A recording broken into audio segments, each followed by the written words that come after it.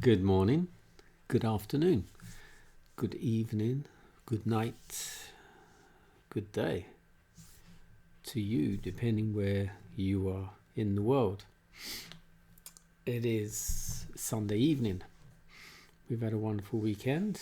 We're doing our nighttime devotion. Reading from Lift Him Up, the devotional. The title today is The Transformation of Grace. The scripture reading comes from 1 Peter 4 verse 7. The end of all things is at hand. Be ye therefore sober, and watch unto prayer.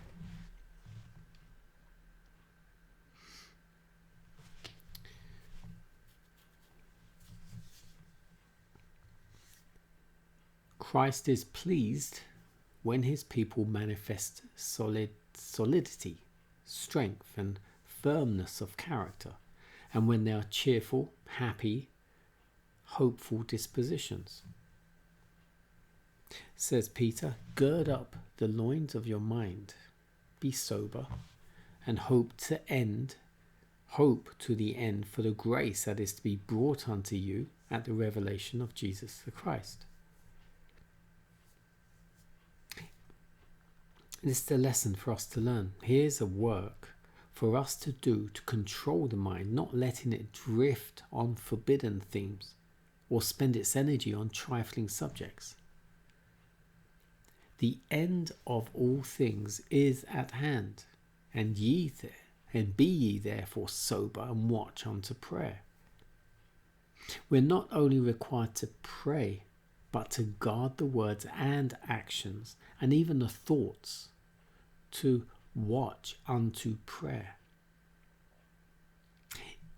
If the mind is centered upon heavenly things, the conversation will run in the same channel. The heart will overflow at the contemplation of the Christian's hope, the exceeding great and precious promises left on record for our encouragement, and our rejoicing in view of the mercy and goodness of God need not be repressed. It is a joy that no man can take from us. During the waking hours, the mind will be constantly employed. There may be some spasmodic flashes of thought, but the mind is not disciplined to steady, sober reflection. There are themes that demand serious consideration. They are those connected with the great plan of redemption, which is soon to be finished. Jesus is about to be revealed in the clouds of heaven, and what manner of characters must we have to enable us to stand in that great day? By dwelling upon these themes of eternal interest, the mind is strengthened and the character is developed.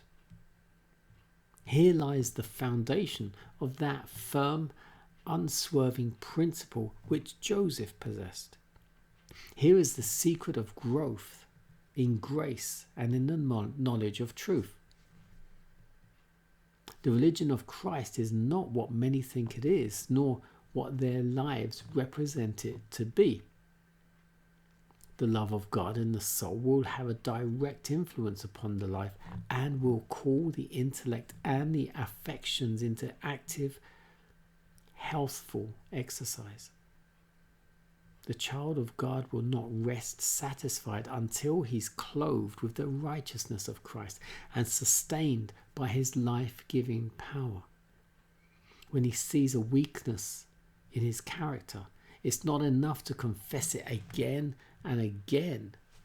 He must go to work with determination and energy to overcome his defects by building up opposite traits of character. He will not shun this work because it's difficult.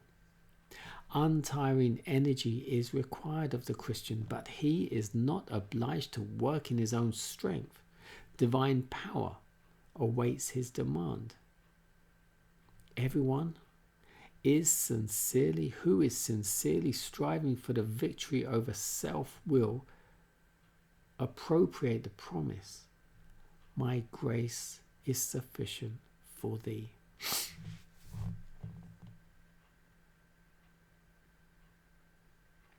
This is for every single person out there right now.